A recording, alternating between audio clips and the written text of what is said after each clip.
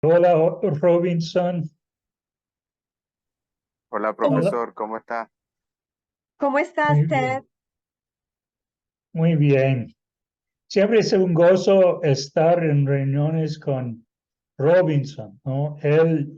Somos comentores para muchos cursos, él y Yo yo. yo sé que él ha estado colaborando contigo y estoy tan contenta que ya él también va a coronar este proceso y que Dios permita que se gradúe en diciembre. Vamos a hacer todo lo posible por pegarles el empujón, Fabuloso, por pegarles el fabuloso. Ah, empujón. Ujú. amén, amén, amén, amén. Él tiene ya una parte de su tesis recorrida porque está haciendo la licenciatura y imagino que elementos de esa licenciatura la puede utilizar para su proyecto de graduación. Así que vamos a ver cómo lo hacemos. Excelente, excelente. Ay, pero muchísimas gracias, Ted, por estar aquí una vez más. Fue un abrebocas lo que hiciste la vez pasada y queríamos darle un cierre con broche de oro a esa conversación.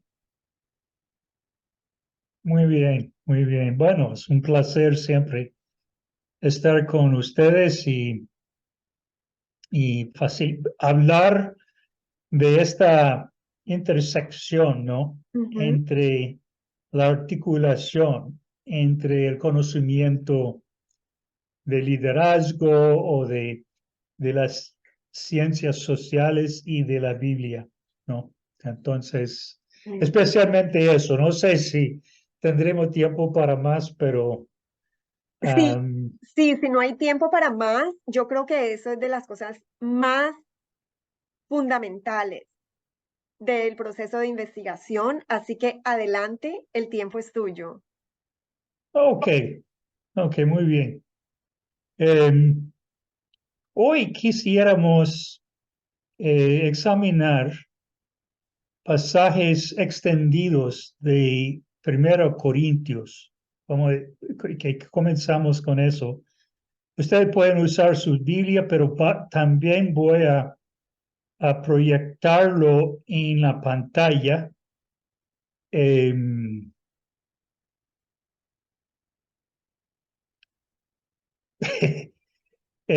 Oh, con tal que lo encuentre. Em, y puedes compartirlo ya. siempre, siempre es así para mí. Em, ok, ok, creo que. Ok. Llevar la realidad social a la Biblia para su evaluación. Bueno, aquí tenemos, eh, vamos a leer como la mitad de 1 Corintios 1 y, y todo capítulo 3. Voy a leerlo para que ustedes puedan ver. Um, bueno, dice, comenzando en 11. Pablo dice, digo esto, hermanos míos, porque algunos de la familia de Chloe me han informado que hay rivalidades entre ustedes. Me refiero a que unos dicen, yo sigo a Pablo, otros afirman, yo a Apolos, otros, yo a Cefas y otros, yo a Cristo. Ok, entonces ustedes conocen ese pasaje sin duda, ¿no? Es muy famoso, muy conocido en la iglesia. Pero vemos aquí que Pablo se ha informado, ¿no? De este problema, esta dinámica, uno pudiera decir una dinámica social dentro de esta iglesia. ¿Ok? Entonces, Pablo ha escuchado eso. eh, entonces, ahora va a traer argumentos bíblicos y teológicos a esta situación. ¿Ok? Eh, Vemos en versículo 10.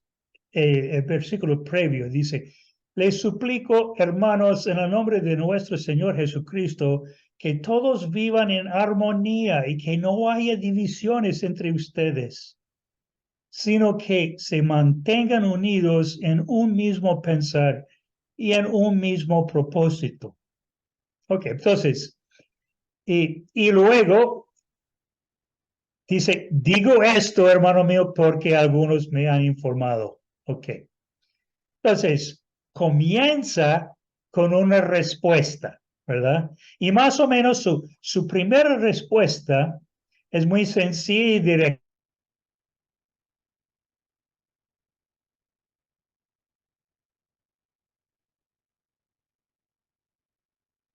Dejan de hacerlo. Ya. Ok.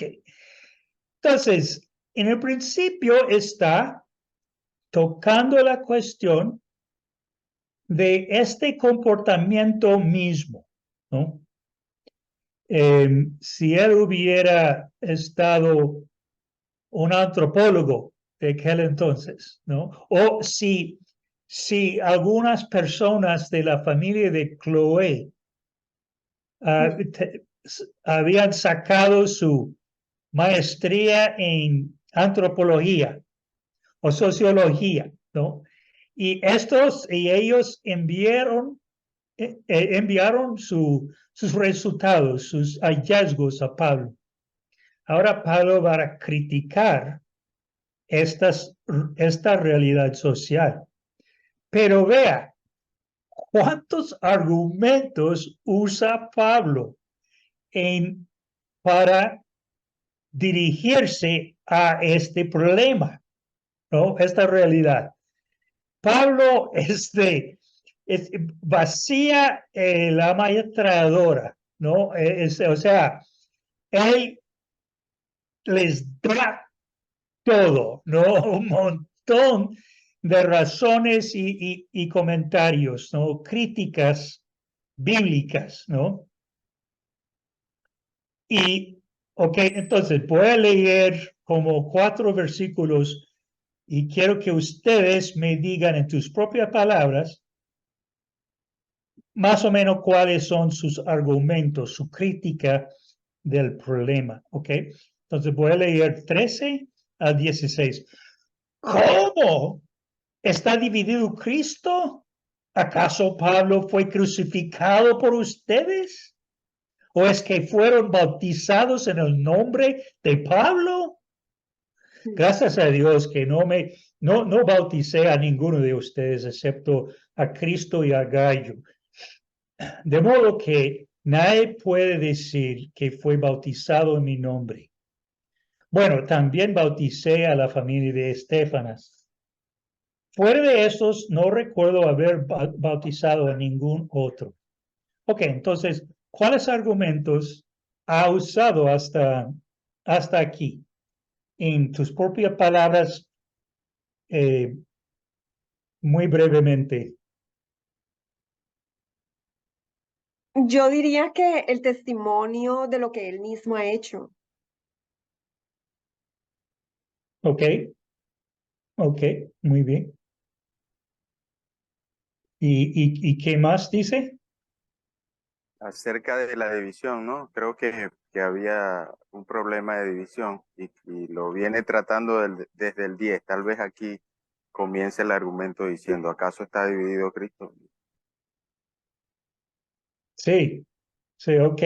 ¿Acaso está dividido Cristo? Ahora, eso implica la teología de Pablo sobre lo que significa estar en Cristo como un cristiano, ¿verdad? Eh, él lo ha enseñado sin duda a los mismos corintios, en persona, cara a cara, pero también en otras cartas. Habla de que sí, estamos en Cristo, puesto allí por el Espíritu Santo, ¿no?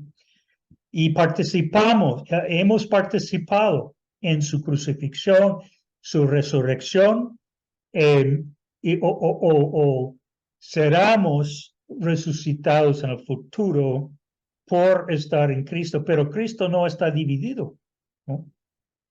Y hay otros argumentos también, ¿no? No fue Pablo que fue crucificado por ustedes. Mm, Eso es ironía, ¿no?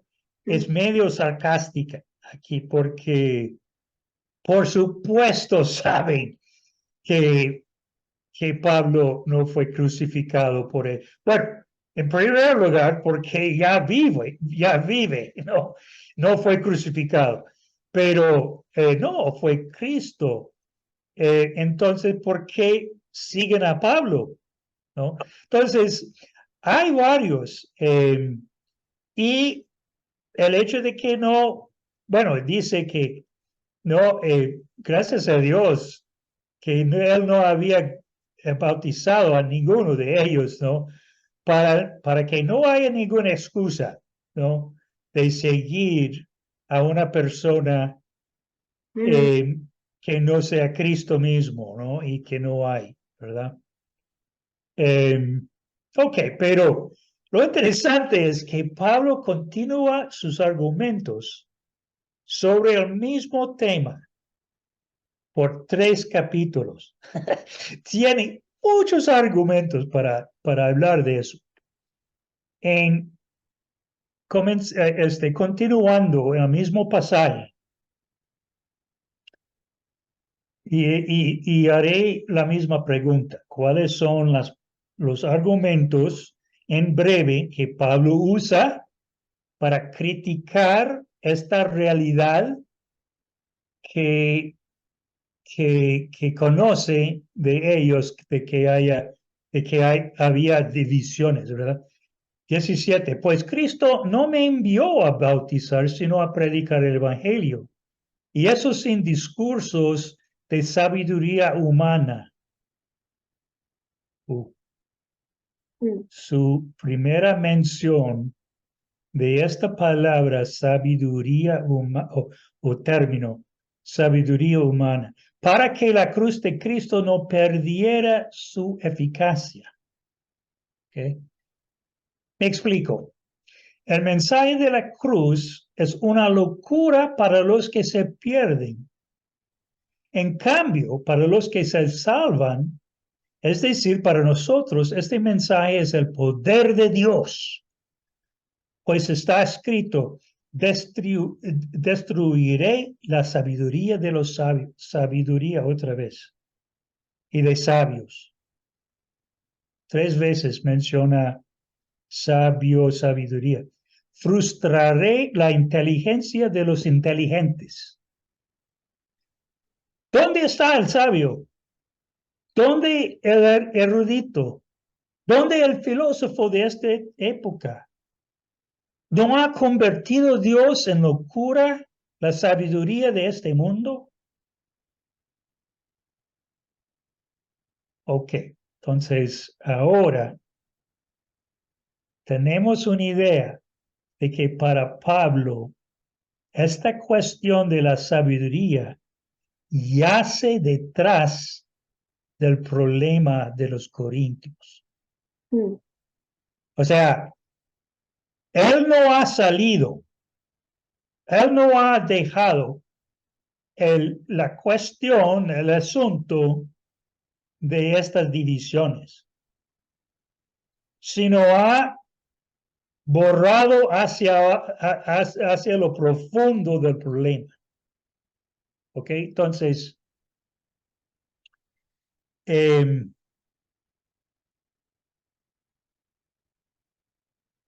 ok, 21. Ya que Dios en un sabio designio dispuso que el mundo no lo conociera mediante la sabiduría humana. Tuvo a bien salvar mediante la locura de la predicación. Otra vez está usando ironía, hablando de la locura mm, de la predicación. A los que creen, los judíos piden señales milagrosas y los gentiles buscan sabiduría. mientras que nosotros predicamos a Cristo crucificado. Este mensaje es motivo de tropiezo para los judíos y es locura para los gentiles. Ok, entonces voy a adelantarme un poco. Entonces, para Pablo ve esa iglesia de Corintios. Así, hay diferentes facciones, grupos de personas que cada uno de los cuales piensan que ellos son más espirituales y sabios que los demás, ¿no? El problema con los demás es que no tienen la misma idea que nos tenemos nosotros. Pero Pablo dice que el problema con los corintios no está en lo que están en desacuerdo. Su problema yace o está en lo que están de acuerdo. ¿Por qué? Porque todos esos grupos han elevado este valor de la sabiduría griega, que fue una idea cultural. Bueno, Corinto estaba en Grecia, ¿verdad? Entonces tenían siglos de enseñanza, ¿no? De Aristóteles y Platón, antes de eso, Sócrates. Tenían, hola Fred, bienvenido Fred.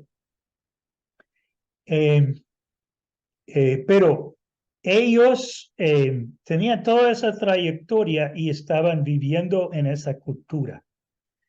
¿Y por qué seguir un líder? ¿No? ¿Cuál líder merece que yo lo siga? Bueno, su respuesta fue, ¿cuál es la persona que tiene mucha razón, elocuencia, quien puede ganar cualquier discusión? Lo voy a seguir a esa persona, ¿no? Entonces, aunque había facciones, todos tenían el mismo problema, según Pablo. Entonces, Pablo dice, lo que yace detrás de estas facciones, de estas divisiones, es un supuesto, un modelo mental que todos ustedes tienen, menos algunos pocos judíos. Pero la iglesia en Corinto fue mayormente gentil, mayormente griego. Y eso fue su problema. Entonces vamos a volver a este pasaje donde 20. ¿Dónde está el sabio? Perdón. 20. ¿Dónde está el sabio? ¿Dónde el erudito? ¿Dónde el filósofo de esta época? No. ¿No ha convertido Dios en locura la sabiduría de este mundo? Pablo dice que el evangelio es locura para los gentiles y motivo de tropiezo para los judíos. Pero, ¿por qué es un tropiezo? ¿Por qué es una locura? Porque habla de un Cristo, Hijo de Dios, crucificado. Jamás los griegos nunca pensarían que un Dios pudiera ser crucificado. Y Y mucho menos, bueno, y mucho menos un carpintero sencillo en Palestina, ¿no? En Israel. Locura, ¿no? Entonces, Pablo no solamente habla del problema de las divisiones en términos superficiales del comportamiento en esos grupos, sino va más abajo para considerar la cultura que todos compartían y la cosmovisión que tenían, ¿no? Entonces, bueno, tenemos problema con la conexión con nuestros Sí, hermanos venezolanos, ¿verdad? sí, pero afortunadamente estoy grabando. Ah, sí. Pero, eh, entonces, Pablo habla, y en capítulo 2 también, habla del mensaje de la cruz, de la humildad del Hijo de Dios, ¿no? Y de este mensaje, Pablo dice, no, llegué a ustedes, no en debilidad, ¿no? Yo no tenía mensaje popular, Mm, no tenía mensaje para los ricos ni para los poderosos. Dice, considérense, hermanos, ¿quiénes son ustedes? ¿No? Ni noble, no, ni rico, ni persona de palanca. No, Dios salvó a las personas ordinarias para mostrar su sabiduría, que es muy diferente que la sabiduría del mundo, ¿verdad? Ok, entonces, continuemos. Capítulo 3. Y esta vez sí voy a hacer la pregunta, ¿no?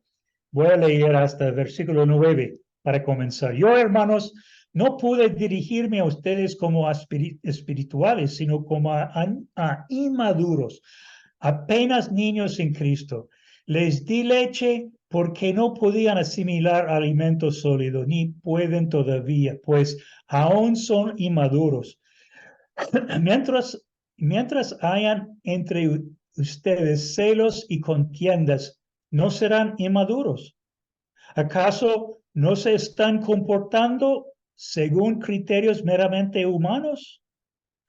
Cuando uno afirma, yo sigo a Pablo y otros, yo sigo a Apolos, bueno, sí, está en el mismo argumento, el mismo problema, ¿verdad?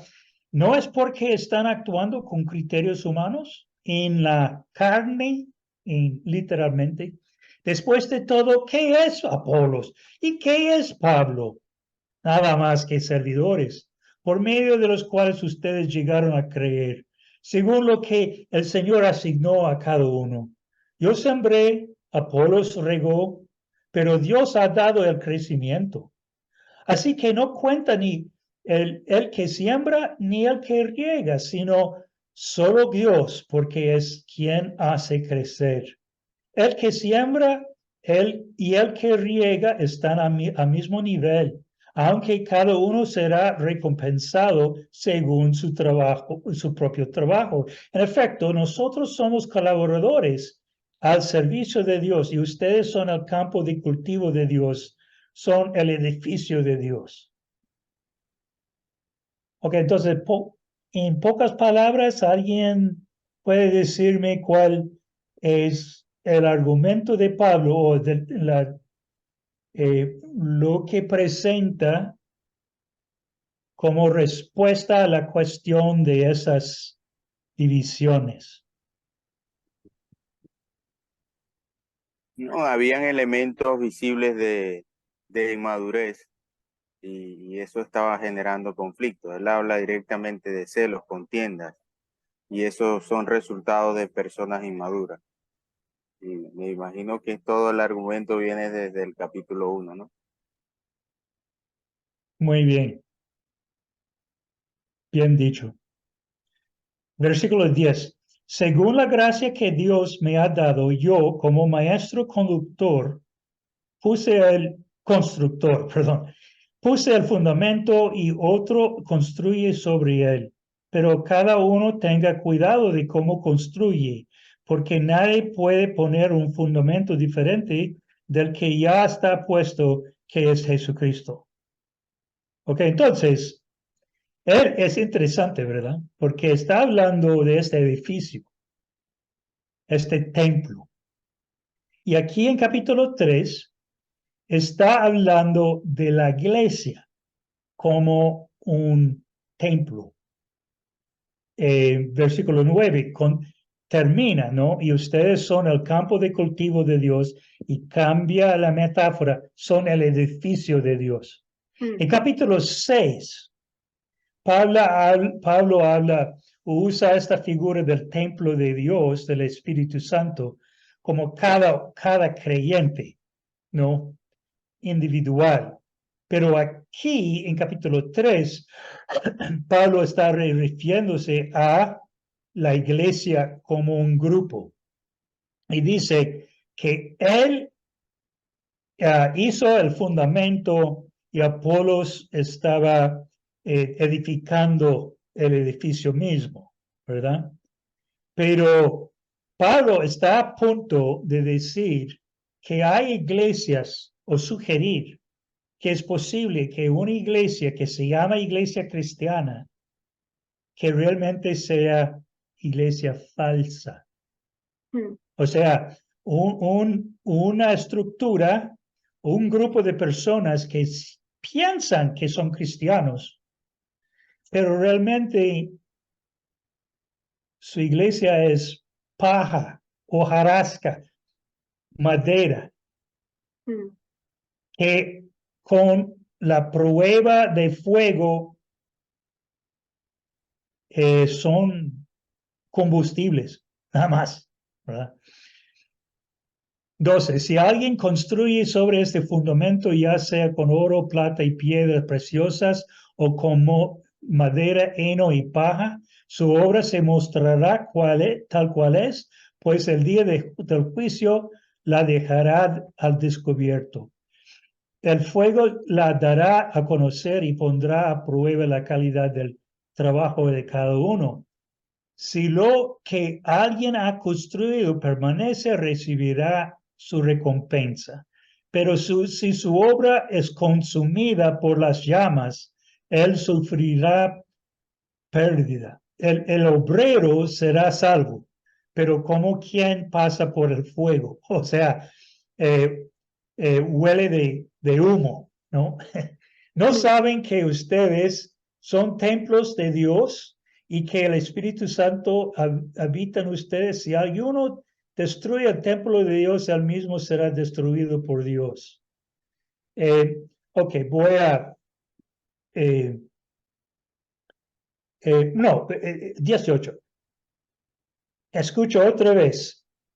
Que nadie se engañe. Si alguno de ustedes se cree sabio según las normas de esta época, hágase ignorante para así llegar a ser sabio. Porque a los ojos de Dios la sabiduría de este mundo es locura. Como está escrito, Él atrapa a los sabios en su propia astucia. Y también dice, el Señor conoce los pensamientos de los sabios y sabe que son vanidad. Por lo tanto, que nadie base su orgullo en los seres humanos. Al fin y al cabo, todo es de ustedes. Ya tienes. Ya sea Pablo o Apolos o Cefas o el mundo o la vida o la muerte, a lo presente o el porvenir, todo es de ustedes porque tienen Cristo, ¿no? Y ustedes son de Cristo y Cristo es de Dios. Ok, entonces saltamos capítulo 2, pero todo este este discurso de Pablo es sus razones teológicas para que ellos dejen de tener estas facciones y divisiones. Él da todo arma, ¿no? En ese argumento. Entonces, nosotros también, cuando encontramos una realidad social, después de entenderlo bien, debemos llevar esto a la Biblia para que la Biblia lo critique, ¿no? Ahora,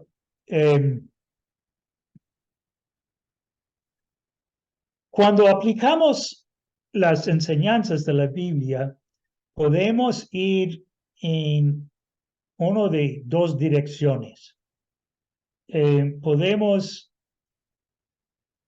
estudiar o escuchar o predicar un pasaje en la Biblia y luego aplicar esta enseñanza a algún aspecto de nuestro mundo, alguna realidad social. Pero también podemos y debemos ir en la otra dirección, ¿verdad? O sea, cuando vemos algo en el mundo, algún aspecto de la vida, especialmente vida cultural y social, ¿no? La manera en que las personas están relacionándose o que no están relacionándose, ¿no? Que no, algún aspecto de la realidad. Debemos llevarla a la Biblia y hacernos la pregunta, ¿cuál sería el comentario bíblico sobre esto? ¿Verdad? Entonces es válido ir de una dirección u otra. Escuché muchas veces, y ustedes también, sin duda, ¿no? Que la predicación expositiva de pasajes de la Biblia es más importante que la predicación topical, ¿no? O por temas. Y supongo que estoy de acuerdo, ¿no? Siempre me han enseñado eso los profetas. Pero la verdad es que si en la iglesia tenemos un tópico pero muy importante, como en el caso de los Corintios, ¿por qué no podemos ir a la Biblia con ese problema para buscar sus comentarios, ¿no? La cuestión es si realmente hemos encontrado pasajes que tienen que ver con ese problema. No solamente en la superficie, sino en otra. Y vamos a hablar de eso dentro de poco. Pero esta es la pregunta, más o menos.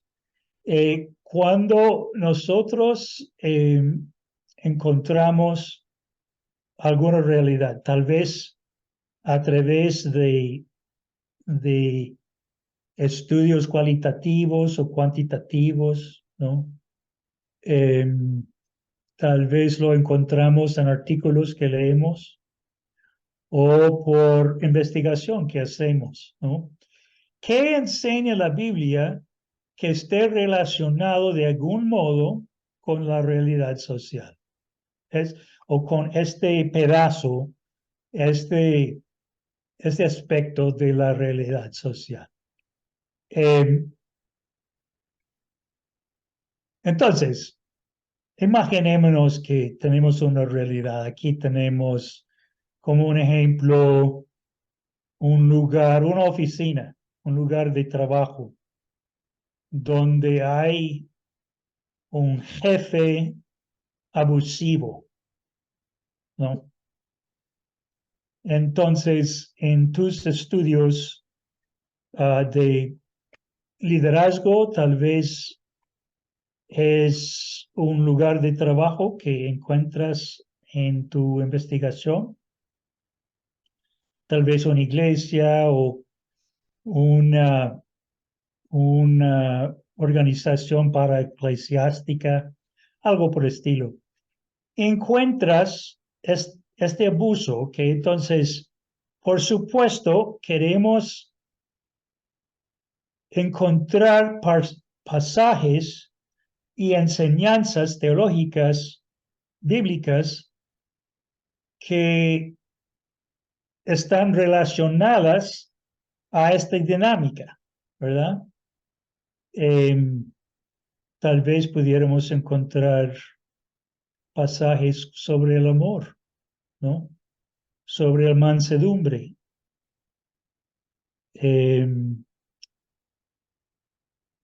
Tal vez pasajes sobre la necesidad de animarnos, ¿no?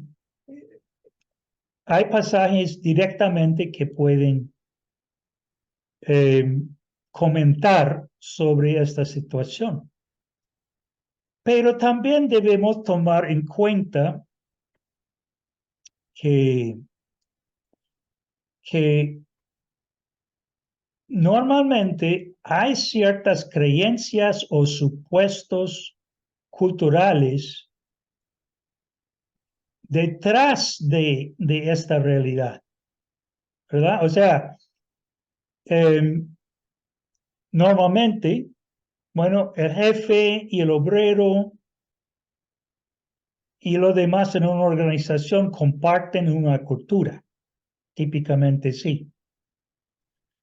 Están de la misma cultura, viven en la misma ciudad, o tal vez trabajan en línea, pero comparten la cultura de un país o de la región, ¿no? Entonces, nos preguntamos cuáles son,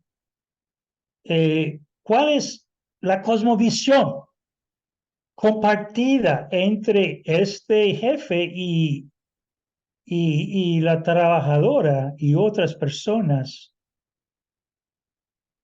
que conducen hacia esta dinámica interpersonal.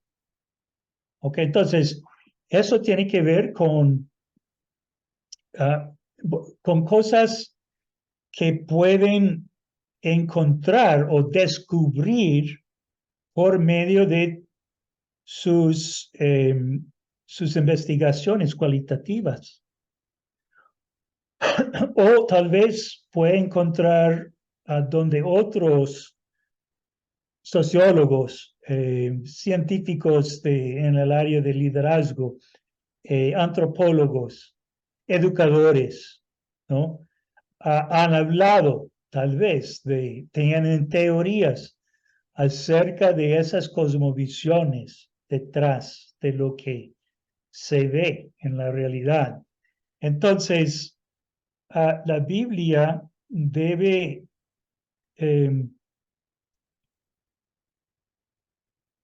también poder comentar sobre esas cuestiones de cosmovisión. Y eso es exactamente lo que Pablo hace, ¿verdad? Sí, comienza diciendo que ustedes no hayan esas divisiones entre ustedes. Ok, entonces eso es un comentario directo a la realidad social, ¿no? Y uno pudiera encontrar pasajes, inclusive en el mismo Pablo, ¿no? De que en Filipenses, por ejemplo, que hablan de la unidad, ¿no?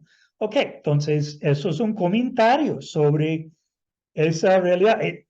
Si esas personas son cristianas, o sea, si es dentro de una iglesia, por ejemplo, sí, bueno, directamente la Biblia tiene mucho que decir, pero tal vez tiene mucho que decir a esta cosmovisión, como Pablo. Pablo habla de la sabiduría del mundo y evidentemente para Pablo la iglesia compartía ese valor que realmente que desde el punto de vista cristiano es un antivalor, porque la sabiduría de Dios, de Cristo, es humildad, es autosacrificio, es servicio, ¿no?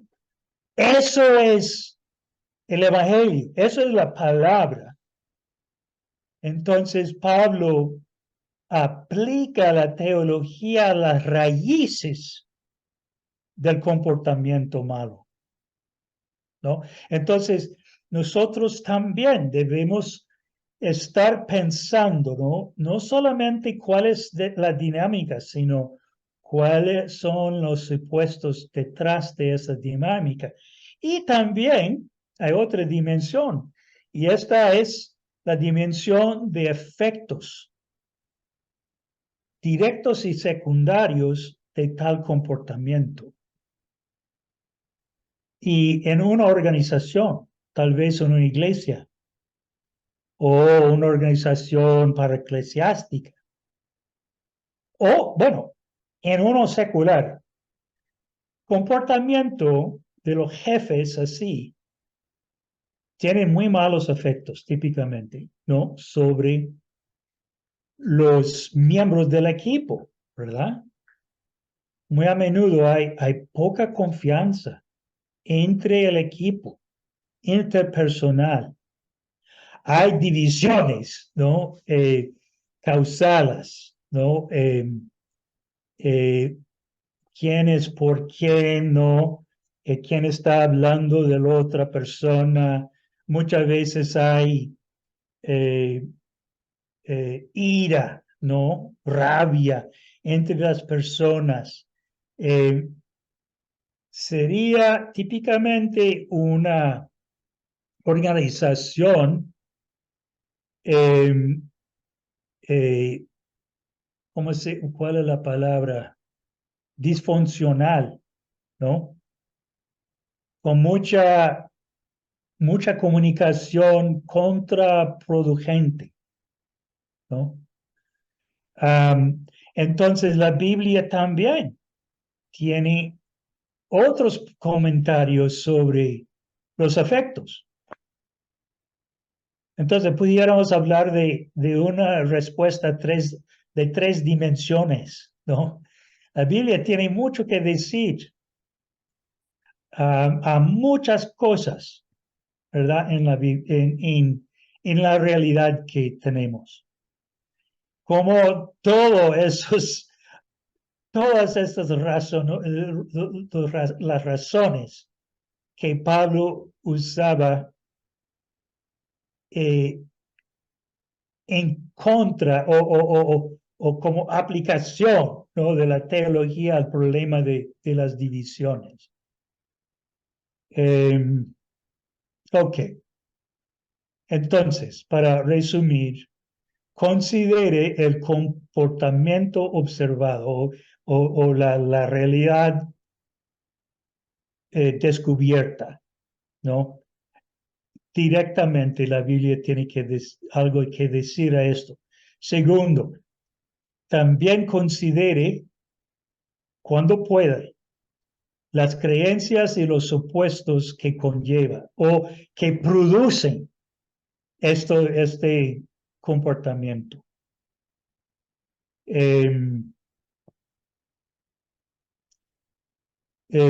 Bueno, cuando uno tiene síntomas malas en tu cuerpo, ¿no?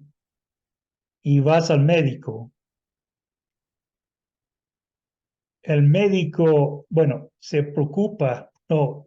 O está buscando las causas, ¿verdad? Primero, siempre las causas. ¿Qué está causando tu síntoma? Y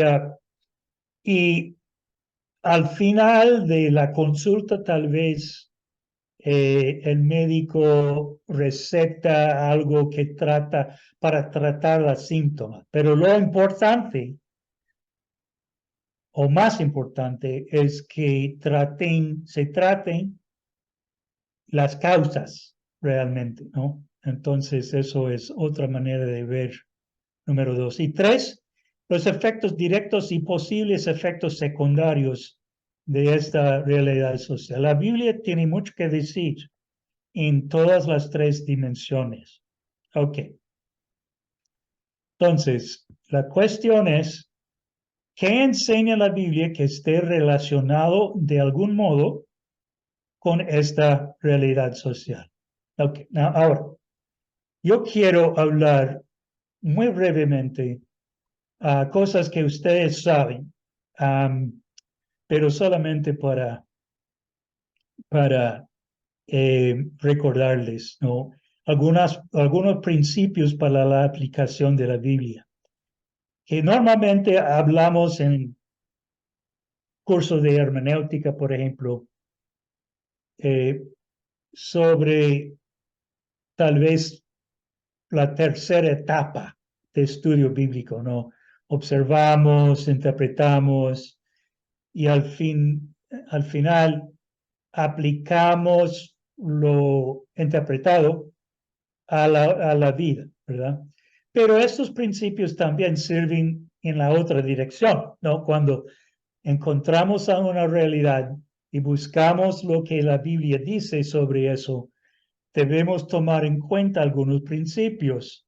Uno es, en cualquier pasaje que buscas, ¿no? Si es el pasaje de Filipenses donde Pablo habla de la necesidad de unirse, de ser unidos en espíritu y en pensamiento y sean humildes como Cristo. Eso es Filipenses 2, ¿verdad? Pero mira cualquier pasaje bíblico con una lente gran angular o objetivo, ¿no? O sea, con una cámara con vista panorámica.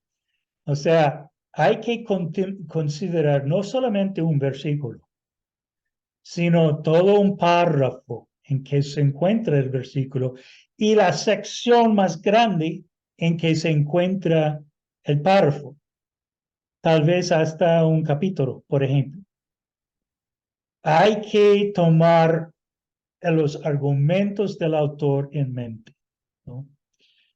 Número 2. Bueno, y eso ustedes saben que en algunas clases mías quiero que hagan un pergamino, ¿no? De un libro de la Biblia. En este caso es Santiago. Y armar el pergamino así y lee todo el libro parado de una vez. Bueno, cuesta como 20 minutos, no es muy largo.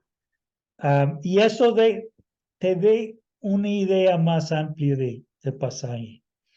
Ok, número 2. Deja que la Biblia haga a nosotros lo que Dios quiera, ¿no? Hablamos mucho de la aplicación y uso a la palabra hoy, ¿verdad? De la Biblia. Pero hay problema con ese término, ¿no? Porque suena como la Biblia misma es inerta, ¿no? Que es como una crema que el médico me dio para aplicarla a mi piel donde tengo lesión. Bueno, eso no es la manera en que la Biblia funciona. No, la Biblia es el sujeto del verbo, o sea, es lo activo, ¿no? Por ejemplo, en Hebreos 4, porque la palabra de Dios es viva y eficaz y más cortante que toda espada de dos filos y penetra hasta partir el alma y el espíritu, las coyunturas y los tuétanos y discierne los pensamientos y las intenciones del corazón. No, la Biblia es la que opere en nosotros, no que nosotros opere usando la Biblia, ¿no? Es poderoso esta Biblia y que Dios quiere cambiar a nosotros. A veces cuando como investigadores encontramos una dinámica en una iglesia, una organización, y, no, en nuestra investigación de tesis, por ejemplo, tomamos el lugar del científico muy objetivo, o sea, distanciada del problema. Pero cuando tenemos la Biblia en la mano y estamos escuchándola, dejemos que eso nos cambie a nosotros, ¿no? Inclusive el investigador, y que hable mucho sobre el problema que hemos descubierto. ¿Ok? Entonces, deje que la Biblia haga lo que Dios quiera, porque es su palabra, es Dios mismo actuando, ¿no? Y debemos exponernos al impacto de Dios, ¿no? 3, actualiza los pasajes del Antiguo Testamento. Ustedes saben eso. Hay muchos versículos del Antiguo Testamento que queremos aplicar directamente a una situación, pero hay que pensar primero en qué ha pasado en Cristo a este pasaje. Por ejemplo, aquí tenemos Goliat y David, ¿no? Y la historia de David. ¿Qué hacemos con esta historia? Para utilizarlo hoy en día, debemos quitarle la antigüedad, quitar la AC antes de Cristo. Y en vez de eso, pensemos en lo que ocurrió con la venida de Cristo. Entonces, con la venida de Cristo, vemos que David es un tipo de Cristo, ¿verdad? Él es nuestro héroe. Jesucristo es nuestro héroe de hoy en día. Entonces, la aplicación de eso no es que todos los cristianos debemos tomar nuestra onda y para matar a los gigantes que enfrentamos nosotros en la vida. No, eso es más psicología. Porque no hemos quitado la antigüedad y considerado lo que ha pasado a este pasaje en Cristo, ¿no?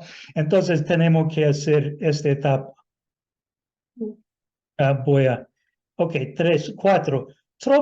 Tropicalizarlos para nuestra situación. Tropicalízalos, ¿no? Para nuestra situación. O sea, por ejemplo, en 1 Tesalonicenses, Pablo dice, hermanos, oren también por nosotros, saluden a todos los hermanos con un beso santo. Bueno, lo entendemos, ¿verdad? Pero si aplicamos eso literalmente, habrá algunos hermanos varones avergonzados, ¿no? Al haber besado a otro hermano. Ahora, Sabemos que en ciertas partes de Europa y en Argentina, por ejemplo, sí, hay ósculos que se dan, ¿no?, entre hombres inclusive, ¿no? Pero en México mucho menos, ¿verdad? Pero sabemos que es obvio que cuál sería una buena aplicación para eso. Bueno, un abrazo fuerte, pero santo, o sea, sincero, ¿no? Sin hipocresía, ¿no? Eh, entonces tenemos que tropicalizar los pasajes y por fin, al final, concretiza la aplicación a nuestras vidas y en nuestra realidad, nuestras iglesias, etc. Y hay ciertas cosas que debemos hacer. Y yo diría que esta etapa de concretizar esa impacto de la Biblia, eh, la dejamos al lado casi siempre, ¿no?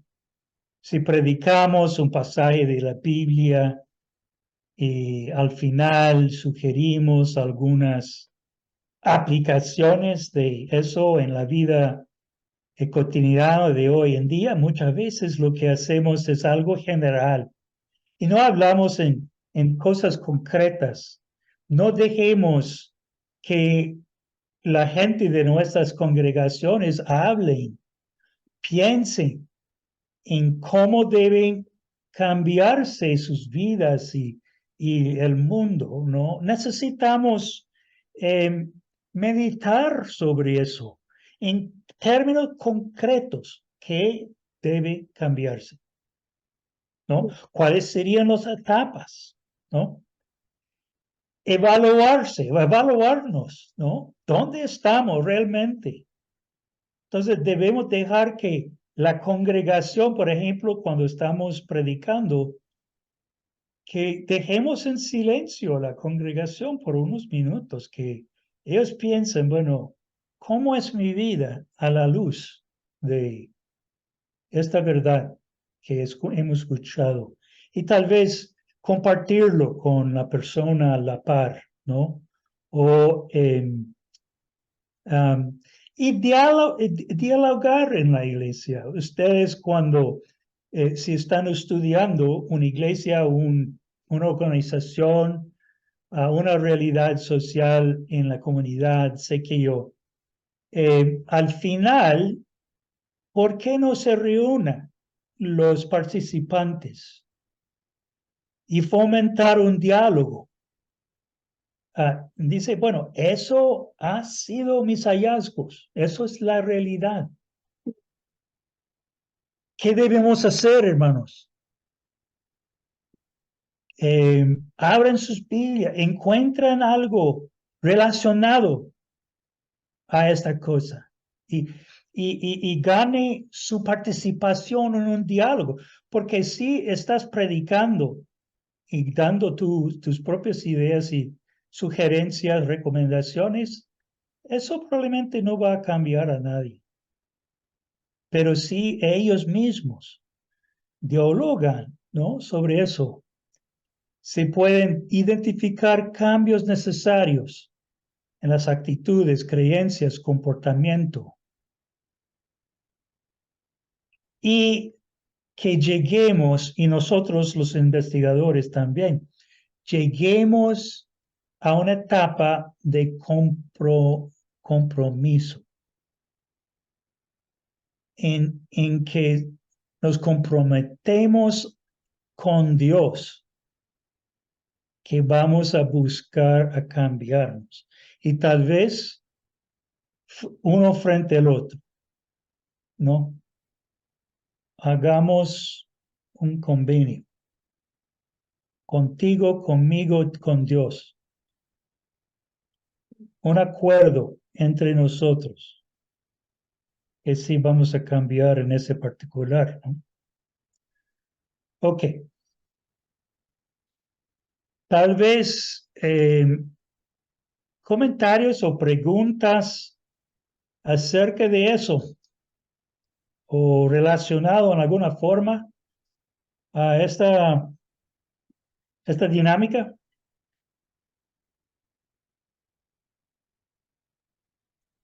Yo tengo una pregunta, Ted.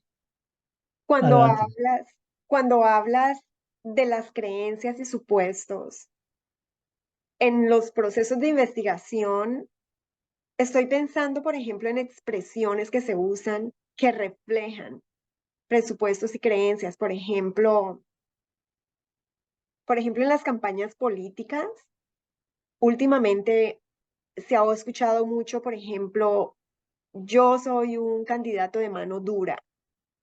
Esa expresión es una expresión muy poderosa, pero es un reflejo de creencias y supuestos. Y a veces me pregunto si cuando nosotros no las captamos es porque compartimos. Por ejemplo, en esa imagen que tú presentaste del jefe y la chica o la trabajadora, ¿hasta qué punto esa imagen refleja las creencias y supuestos de los dos, del abusador y del abusado? Entonces, para mí eso es lo difícil del proceso de investigación. ¿Cómo, cómo sabemos, cómo llegar allí? ¿Cómo saber em, cuáles son las áreas de ceguedad? O mejor, sí, cómo llegar a esos meollos si nosotros ni siquiera sabemos a qué le debemos prestar atención. Sí, buena pregunta. Y em, bueno, primero, en primer lugar,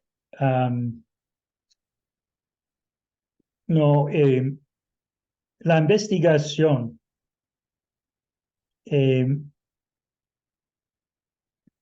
cualitativa o cuantitativa, pero en las áreas de ciencias sociales, como la ciencia del liderazgo, ciencia de educación, antropología, economía, sociología, etc. Hay muchas teorías. Teorías son, como dije la última vez, teorías son nada más que explicaciones. Ujú. Explican lo que está pasando, por qué pasa algo.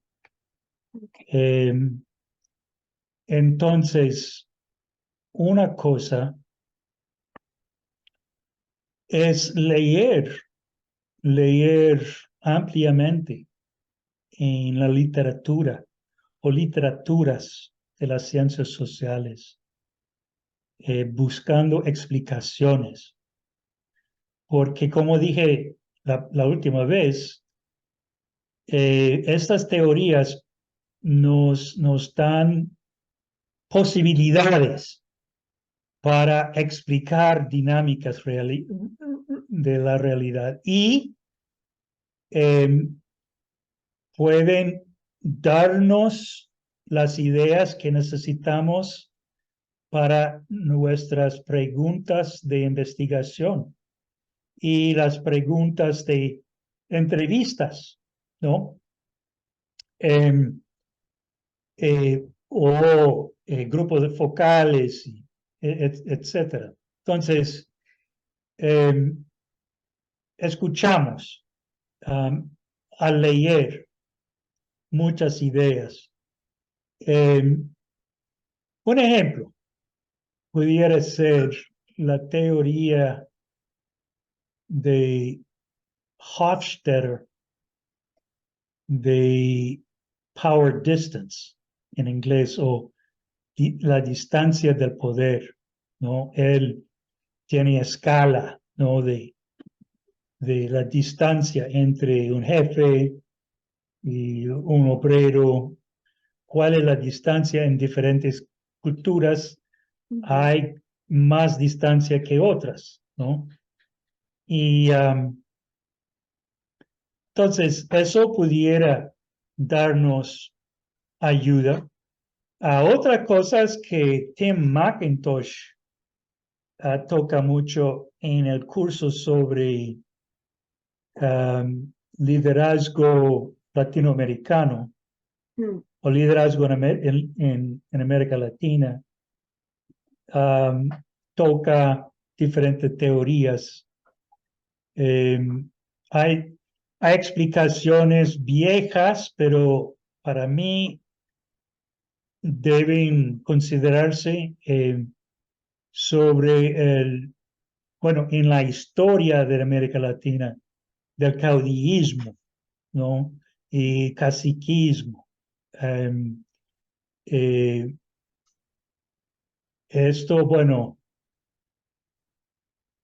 investigaciones o teorías en las ciencia política, la economía, la historia, la antropología y la sociología. Todos ellos, en el pasado, no hoy en día tanto, pero en el pasado, usaron conceptos y explicaciones que tienen que ver con esa dinámica, ¿no? De que puede a veces, no siempre, pero puede resultar en abuso, no de un jefe a un trabajador. Pero entonces, sí hay explicaciones y es cuestión de leer mucho. Um, si no sabes nada de esas cosas, entonces pudieras usar Google académico usando, bueno, uno no sabe, entonces no va a poner distancia del poder inmediatamente porque uno no sabe, ¿no? ujú, Pero si uno pone abuso de autoridad ujú, um, o jefes muy fuertes, algo así, ¿no? ujú, Entonces, tal vez vas a encontrar esas teorías y vas a encontrar términos como caudillismo o términos como eh, distancia de poder, power distance, ¿no? Y vas a encontrar mucha y puedes considerar si estas explicaciones realmente explican lo que observas, ¿no? Y si es ujú, así, entonces eso lo abre. Pero eso, y tu pregunta, realmente desvela, muestra lo que hacemos como científicos en las ciencias sociales. Exactamente. ¿Cómo, cómo describir, cómo sabemos cuál es la dinámica que yace detrás? A veces tenemos una buena idea ya. Pablo realmente no fue un científico. No, la ciencia no fue eh, inventado, inventada hasta 1700 años después, ¿verdad? ujú, Pero él, él fue interesante, ¿no? Venía de una familia judía, pero que vivía en el corazón de la cultura griega. Entonces, él fue bicultural, sin duda, ¿no? Y tal vez personas así son los más perspicaces, ¿no? ujú. En cuanto a dinámicas culturales. Sí, aún el hecho mismo de que él usa la palabra sabiduría hace referencia a eso, ¿no? Como, me imagino que era un término en boga en esa época. Bueno, sí, pero en boga por siglos. Ujú, Um, y Sofía es la palabra en griego, ¿no? Y bueno, hay diferentes em, matices, diferentes um, significados de la palabra, pero uno tenía que ver con esa habilidad de discutir en público, ¿no? De ganar debates, ¿no? Destruir tu enemigo con tu elocuencia, ¿no? Wow. Me imagino que Robinson y Fred deben tener preguntas. Quiero hacer una pregunta. Estoy pensando en Lupita y en David. Viste que ellos están desarrollando su proyecto de investigación alrededor de un ministerio hacia los inmigrantes, hacia esa población pobre que está llegando a los Estados Unidos, especialmente en California, y ellos están desarrollando un ministerio de compasión. Estaba pensando, a la hora de ellos hacer esa intersección de lo que encuentran, de lo que investigan, de lo que están viviendo, y con la palabra de Dios, hay varias cosas que se me ocurren. Ellos escogieron la historia de Ruth y Boaz, pero también estoy pensando en Moisés. Moisés también podría ser un ejemplo de compasión a un pueblo. En esos casos donde hay tanto que escoger, ¿cuál sería tu recomendación de ese acercamiento bíblico para ser aplicado a los hallazgos?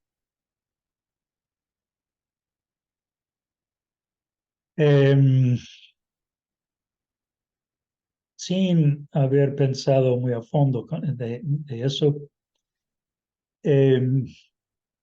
mi estrategia probablemente sería así, que yo trataría de hacer una lluvia de ideas, bueno, una tormenta, las más ideas que pueda, inclusive hablando con mis amigos, mis hermanos en la iglesia, mis eh, eh,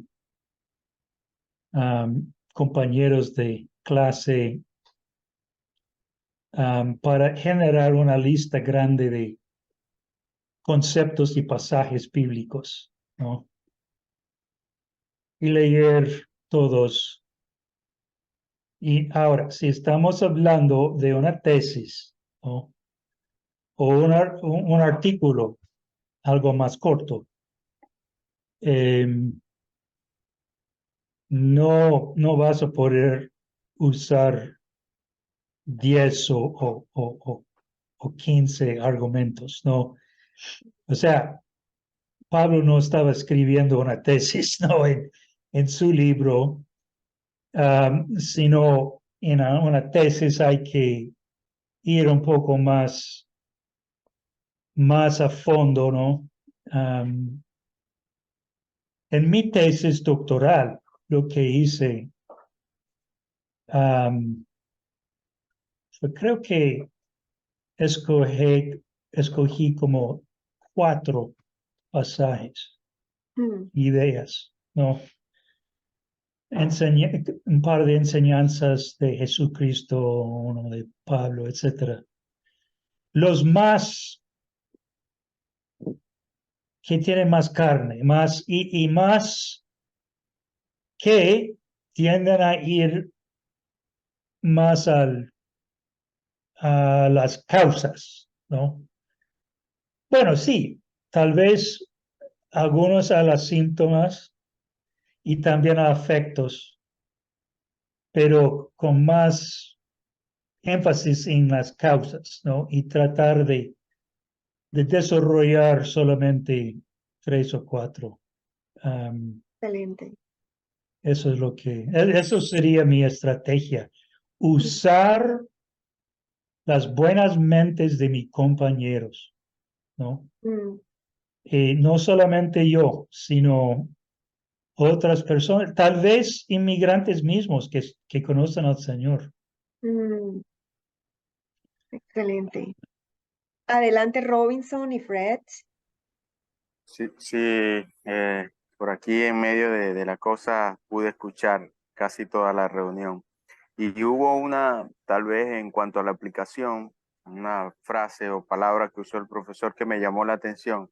creo que habló de tropicalizar la Mm. aplicación.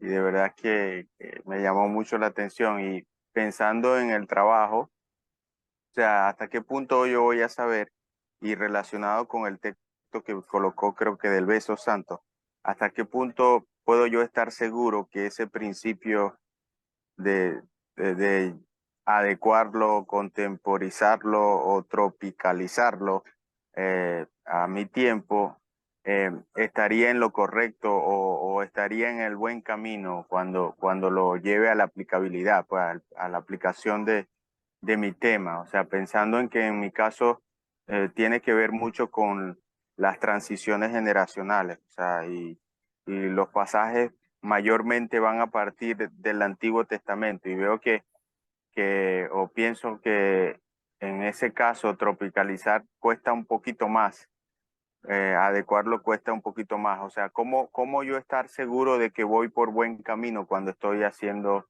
ese principio de tropicalizar o contemporizar o adecuar un pasaje a la actualidad? No sé si me entendí, me di a Sí, entender. sí, claro. Y es muy buena pregunta y no hay respuesta fácil, sencilla. Em, yo diría que, bueno, en el caso del Antiguo Testamento, muy importante hacer, antes de tropicalizar, ¿no? Pensar en esa transición entre el Antiguo Testamento y el Nuevo Testamento, ¿no? Pensar primeramente como cristiano en la época neotestamentaria en que vivimos y segundo en un venezolano, ¿no? En el oriente del país en 2023. Pero entonces, primeramente, si usas un texto del Antiguo Testamento, eh,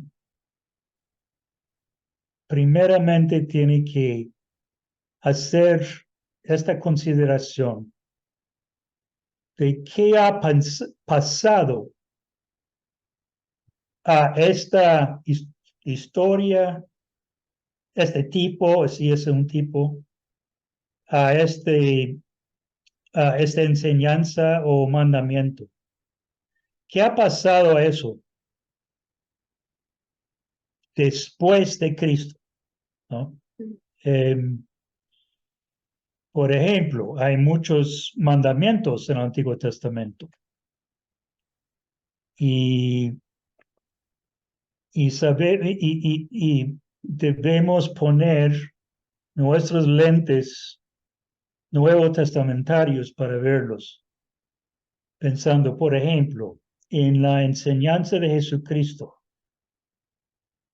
¿Qué, qué modificación haría Jesús al uso de ese pasaje directamente?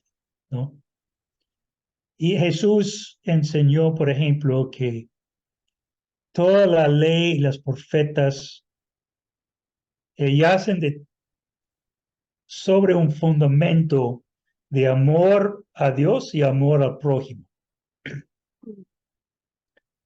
Y no es cuestión, bueno, nunca fue, pero mucho menos hoy, es cuestión de obedecer todos esos mandamientos para ganar mi lugar en el cielo, ¿no? Y sabemos eso, ¿verdad?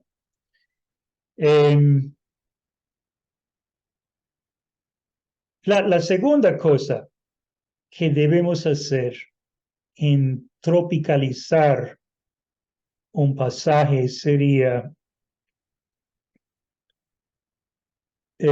pensar más ampliamente, primeramente, en la enseñanza del mismo autor. Entonces, si estoy en Génesis, por ejemplo, Moisés, los libros de Moisés. ¿Qué más ha enseñado? Tomemos esas enseñanzas como un todo, ¿no? Y, y, y, y pensar en el pasaje que me interesa, que me parece que tiene mucha promesa para hacer comentarios sobre ese cambio intergeneracional. Ok, ese pasaje, estoy seguro que estamos tomando este pasaje en el contexto de la enseñanza del autor de Moisés, ¿no? Y más allá de eso, en el contexto de toda la Biblia. Y hay otros pasajes, tal vez en el Nuevo Testamento o en Salmos o en Isaías, etcétera, que también enseña más o menos la cosa que has encontrado en Génesis. Si no, entonces tal vez es sospechoso. Si no hay otro pasaje así en la Biblia, ¿no? Es difícil lo que haces, la pregunta que haces, Robinson, porque en toda la Biblia, en ambos testamentos, pero especialmente en el Antiguo Testamento, hay aspectos culturales, ¿verdad? Uno no puede leer los pasajes, el pasaje sobre la bendición que Isaac da a Jacob sin estar consciente de los elementos particulares de su cultura, ¿no? Por ejemplo, hoy en día diríamos, bueno, tal vez esta bendición que Jacob pensaba que fue para Esaú.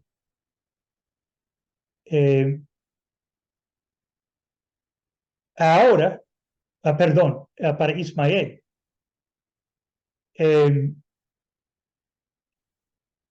Ahora realmente es para Jacob por medio de esa mentira. No hay otra cultura que está allí, ¿no? Que está en función de ahí. Y exactamente como es difícil que decir.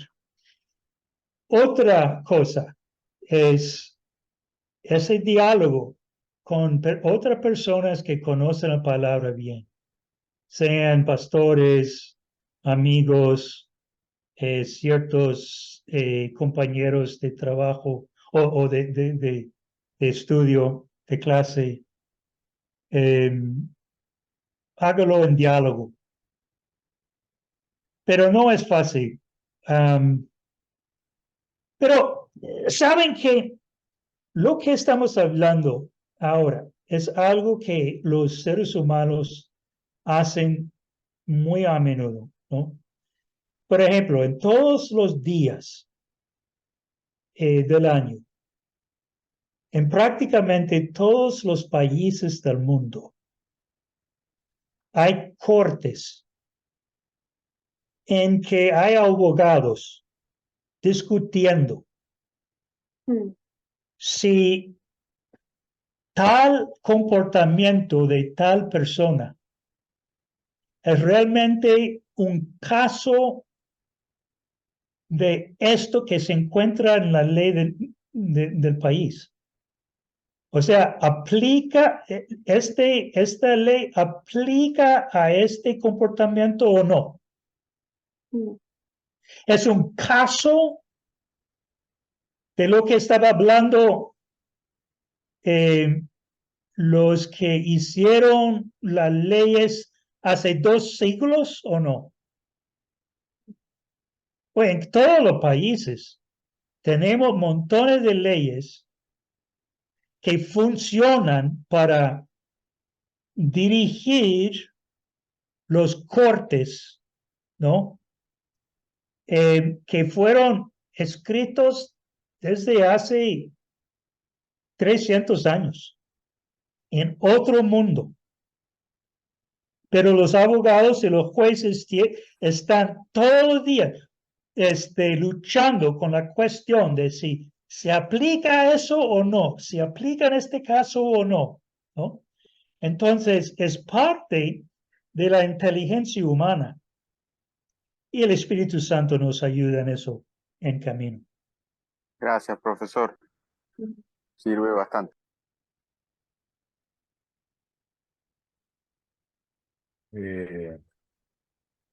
Bueno, Ted, muchísimas gracias, en primer lugar. Y Mary, claro. Yo tengo aquí, no son preguntas, sino que más bien algo que comentar y que seguramente de ahí se generarán algunas cosas porque lo que yo estoy proponiendo es precisamente un curso a nivel de certificado relativamente sencillo, donde vamos a hablar justamente del análisis de los textos argumentativos, específicamente del libro de Colosenses. Entonces, como dije, es a nivel de certificado, es para realmente pastores que no tengan, o líderes, o estudiantes, pues en general, que no tengan estudios suficientes de este tipo, pero sin embargo la idea es que se aplique un proceso metodológico para determinar justamente la composición de este texto argumentativo, aunque por supuesto respetando la diferencia entre lo que es un texto argumentativo actual y lo que significaba para Pablo y para ese contexto histórico en ese tiempo, ¿no? Entonces la idea es que se pueda encontrar la tesis que utilizó Pablo, por ejemplo, en el capítulo 1, y lograr llegar a la idea principal que el autor quiere demostrar, que esa sería la tesis. Los otros serían los argumentos y aquellos datos o las pruebas que demuestran pues esa tesis y el punto de vista del autor o la conclusión a la que llega Pablo en este caso y que está relacionado con la idea principal. Pero además de eso, la idea es que ellos pudiesen, los estudiantes pudiesen, si se puede decir así, tropicalizar, ¿no? Me gustó también mucho ese término, o contextualizar o tener una aplicación práctica de lo que, de este punto de vista del autor en cuanto a algunos aspectos eh, del libro y en este caso del capítulo, pues, o de algún párrafo. Por supuesto que habría que aplicar algunas técnicas conocidas o alguna metodología conocida en hermenéutica y en algunos casos he estado acompañando cómo interpretar las epístolas, que hay también algunos recursos que son importantes, pero en este caso es hacer énfasis en esos tres puntos, ¿no? En la tesis, los argumentos y el punto de vista del autor específicamente. Entonces, bueno, hay mucho que seguir investigando, pero como dije, la idea ahora práctica es hacer ese curso, ¿no? No es hacer una tesis específicamente creo haberlo comentado contigo en alguna oportunidad, pero todo lo que estás hablando aquí en este momento es muy, muy importante porque seguramente voy a aplicar mucho de eso en este curso que, repito, es relativamente sencillo, pero no deja de tener un, una importancia, pues, relevante incluso. Bueno, ahí te dejo eso. Ted, antes, Bueno, dale. solamente iba a comentar, bueno, tal vez será sencillo, Fred, pero el mero hecho de que tienes que decidir lo que debes incluir y lo que no debes incluir por razones de tiempo y de simplicidad y todo, es un ejercicio no tan fácil. Y es un reto, ¿no? Porque no podemos incluir todo en un curso. Hay que seleccionar y hacer un caso muy bueno para o presentarlo de forma que es fácil de recordar y utilizar, ¿no? ¿No? Iba a decir algo, Ched, antes de dejarte ir. Y es que parte de hacer investigación has mencionado varias veces las entrevistas y los grupos de enfoque. Ir a la comunidad a hacer preguntas. ¿Por qué es importante que los estudiantes se aseguren de que sus preguntas, la lista de preguntas que van a utilizar para hacer esas encuestas, sea aprobado, sea un protocolo de aprobación? Ok. Bueno, yo uso la palabra protocolo para la lista de preguntas. O sea, es un término, en inglés al menos, es un término técnico de interview protocol. Es una lista de preguntas tal vez con contingencias, ¿no? Si respuesta tal, entonces voy a pregunta número 7, algo así, ¿no? Pero incluye la lista de preguntas. Bueno, ¿por qué es importante que recibas la retroalimentación de otras, inclusive al mentor de la tesis? Es importante porque es muy, pero muy fácil hacer preguntas de tal forma que circunscribe, o sea, limite las respuestas, Mm. ¿no? Déjeme contarte una historia breve. Supongamos, no es historia, pero es una situación imaginaria. Supongamos que tú eres negociante y quieres abrir un puesto de comida, ¿no? En el mercado, algo así, ¿no? En tu ciudad. Entonces, vas al mercado con una lista, con una encuesta y todo el día o todos varios días habla personas ahí.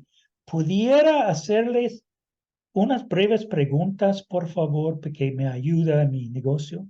Ok, entonces mi primera pregunta es, ¿cómo te gustan tus hamburguesas? ¿No? ¿Quiere lechuga? ¿Sí o no? ¿Tomate? ¿Mayonesa? ¿Quiere que esté empareada, ¿no? O sea,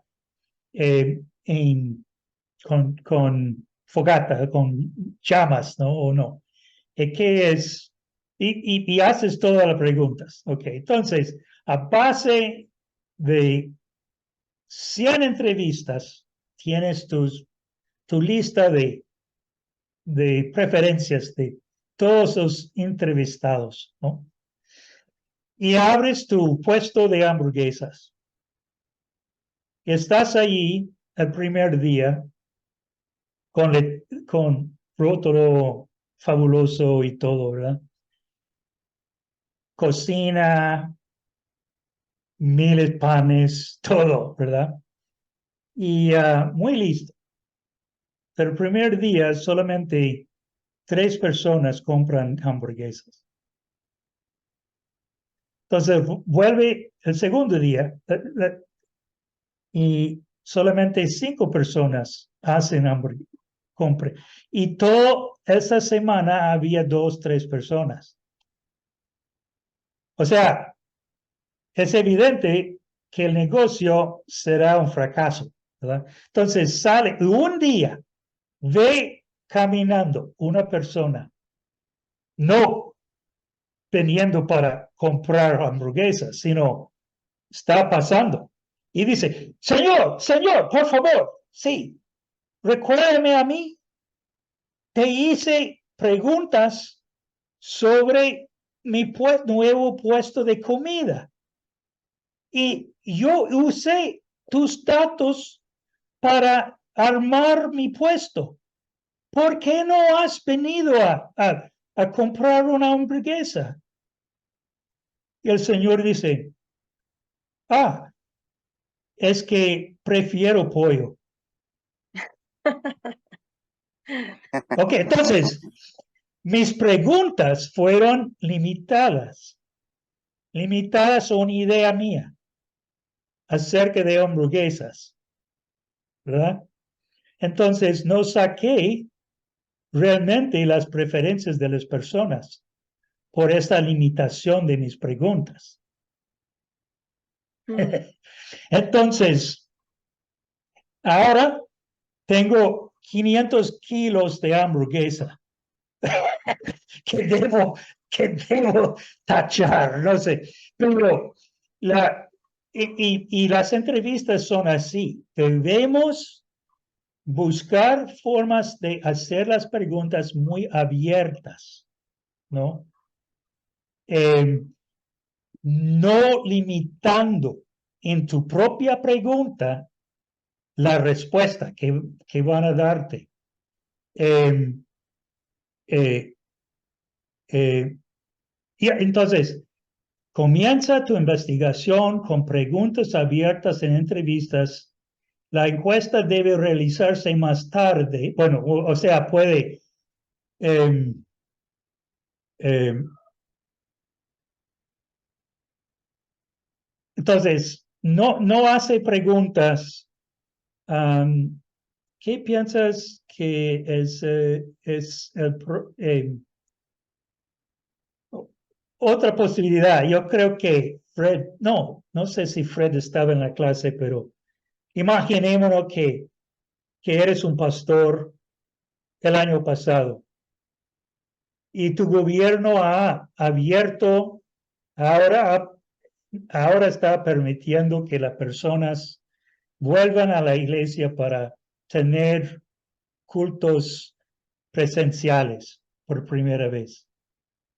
Y por 6 meses solamente llegan la mitad del número de miembros que llegaron antes de la pandemia.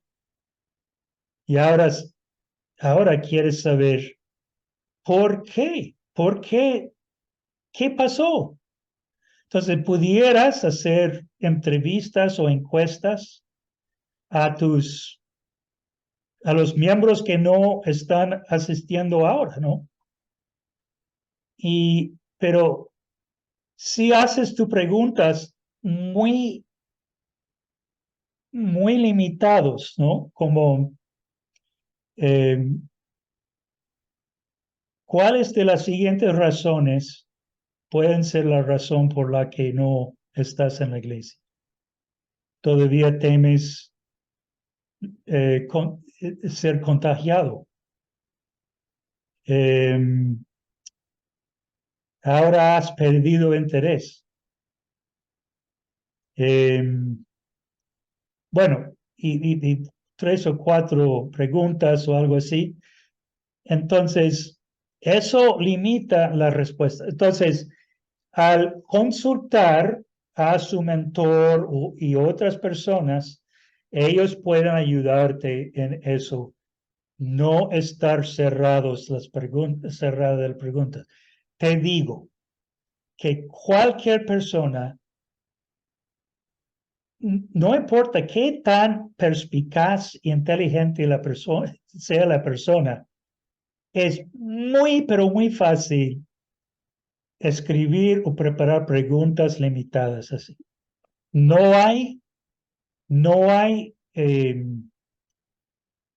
respuesta, no hay ningún control que prevenga eso. No, el diálogo ayuda. Otra razón por la que debemos mostrar nuestras preguntas a nuestros mentores es porque es fácil también hacer preguntas que son inapropiadas, que para ti parece normal. Perfecto, excelente. Estoy muy emocionado por mis preguntas y no veo lo que las otras personas ven inmediatamente, que la pregunta puede ofender a algunas personas. O que tal vez estoy haciendo una pregunta demasiado personal. Y que eso puesta el entrevistado en una situación en que o no respondan o que mentiren o lo que dicen que tal vez no deben decir. Tal vez no, si estás estudiando no la inmigración, es obvio, no sabremos que hacer entrevistas entre inmigrantes no debemos hacer preguntas sobre sus documentos, ¿no? ¿Viniste indocumentado? ¿No? ¿Vino mojado? Entonces, no, estas preguntas son inapropiadas, pero hay muchas más que pueden ser prácticamente una petición que ellos confiesen algo, ¿no? Y no debemos hacer eso. Entonces, también tenemos que pensar en lo que escribimos en nuestra tesis. ¿Cuáles? O sea, normalmente cuando hacemos entrevistas, no vamos a poder hacer 20 o 30 entrevistas. Es demasiado. Cuesta demasiado tiempo. Entonces, tienes una lista limitada. Y por supuesto, ustedes van a proteger esta información. O sea, que está tomada en confianza. No importa si ellos han dicho, bueno, no puedes decir que escribir cualquier cosa que quiera. No. Hay que tomar cuidado porque si es evidente por lo que dices en tu tesis, ¿dónde hiciste, en cuál ciudad hiciste estas entrevistas? Y hiciste tales preguntas y recibiste tales respuestas. Es muy posible que haya personas que viven en esa ciudad que pudieran identificar indirectamente cuáles eran los entrevistados. Y eso no es permisible. Eso es violar la confianza, ¿no? Inclusive, hay muchas tesis en el mundo que hoy, de graduados de universidades, y las tesis están cerradas con llave en el escritorio de su profesor. ¿Por qué? Porque al final el profesor dijo, ok, eso es muy buen trabajo y has aprobado la tesis y puedes graduarte, pero no podemos ni ponerlo en la biblioteca de la universidad, porque será posible identificar los pastores o los entrevistados o las personas escritas sin nombre, pero es obvio qué pasó. Y en liderazgo y en educación son ciencias en que eso pudiera ser muy fácil. Por ejemplo, si estudiaste, investigaste una gran controversia en la pedagogía, en la pedagogo, ¿no? ¿Cómo se llama? La Pedagogía. pedagogía en tu ciudad.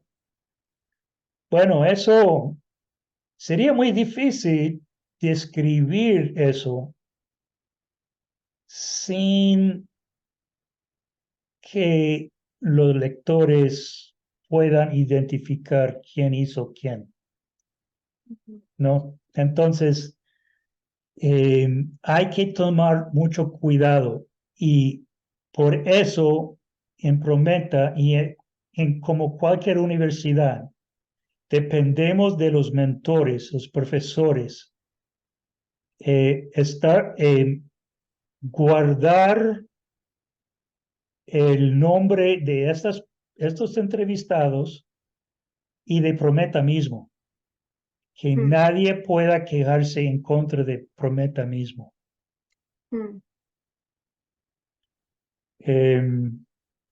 Sí, aunque, por supuesto, las controversias son muy fructíferas en cuanto a datos, ¿no?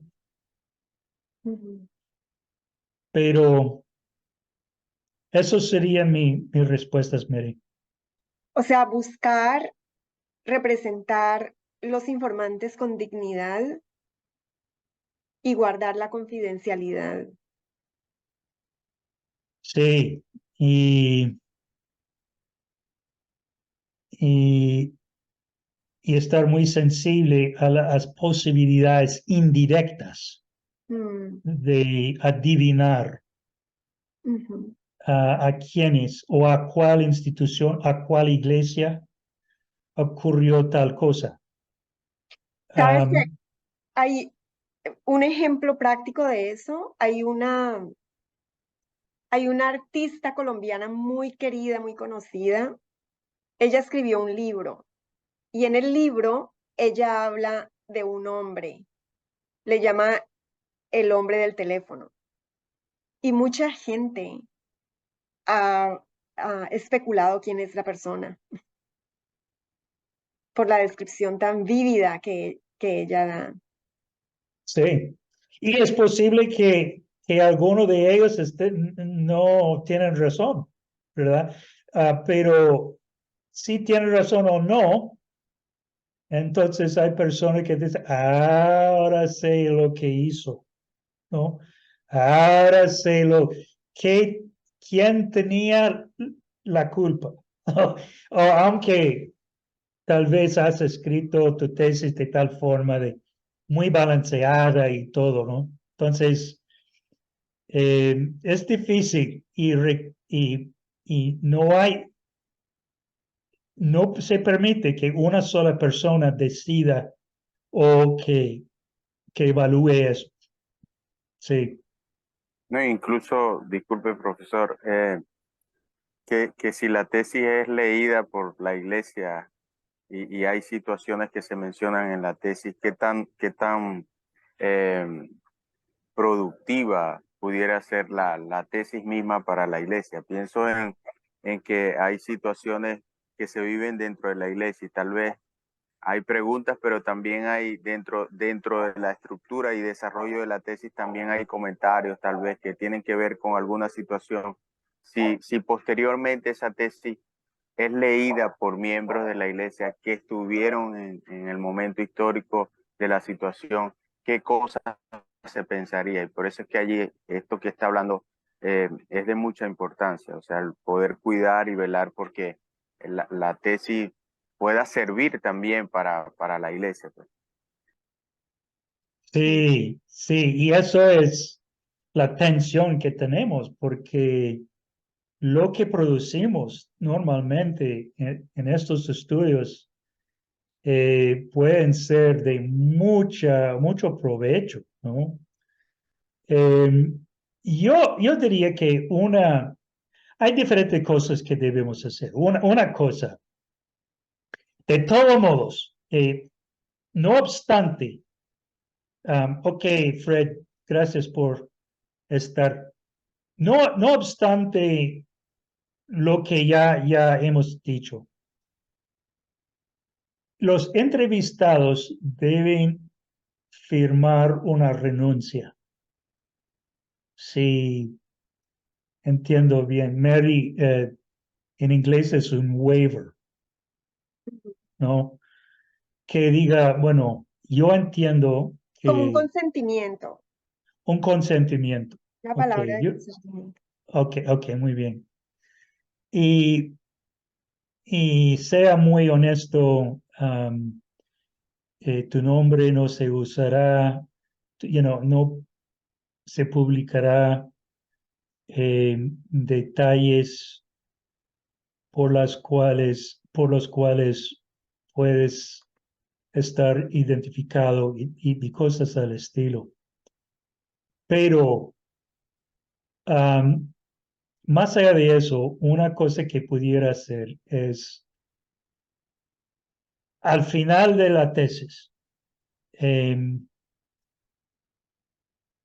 escribir otra versión corta en forma de un artículo que quizás no incluye Ok.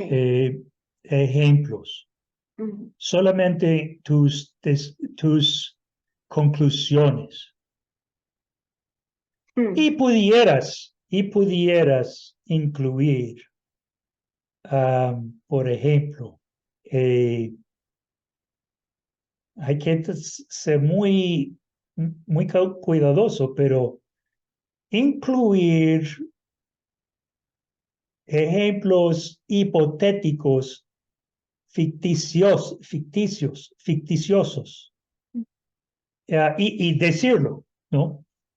Por ejemplo, un ejemplo ficticioso de eso pudiera ser, and then, y luego habla de hermana Lucy, ojalá que no haya hermana Lucy en tu iglesia, y hermano Mervyn tenían, pero no debe ser muy comparable a algo real, ¿no? Ok. Mervyn y Alicia o Lucy tenían bebé aunque no fueron casadas. No, porque los lectores van a decir, pero ¿quiénes son? Sabemos quiénes son. Entonces tendría que pensar en algo que ilustraría el principio que has sacado, pero sin ser paralelo a una situación que descubriste. Es difícil, yo entiendo eso. Um, um, yo escribí un artículo una vez para una revista y al fin de cuentas ellos lo publicaron. Mm, Pero fue un estudio de un retiro en una iglesia que asistí yo. Y hice mis observaciones, ¿no? mm, Yo iba a decir que eso ocurriría en un país latinoamericano, ¿no? Y el editor, la editora me dijo, alguien que te conoce sabe que vives en Costa Rica. No, no hay por qué decir en un país latinoamericano. No, eso no va a servir. mm. Y de hecho ella me dijo, no debes publicar esto en español. Wow. Mm. Entonces no lo hice, Me pero en inglés pregunto, sí. me pregunto si años después ella cambiaría de opinión. Por ejemplo, si está muy reciente el evento, no publicarlo, pero si ha pasado un lapso de tiempo, cambia la percepción. 50 años, Oh, wow. es Oh, lo que dicen, es lo que dicen. ni siquiera 20. Ah, interesantísimo, Ted. Tú- si fuera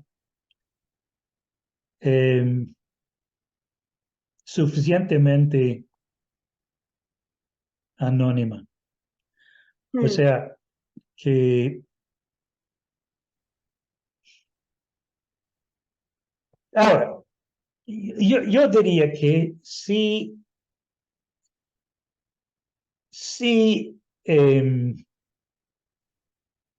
la situación que quieres contar es eh, muy genérica, o sea, muy común, y especialmente si esta cosa no es necesaria mala, ¿no? mm,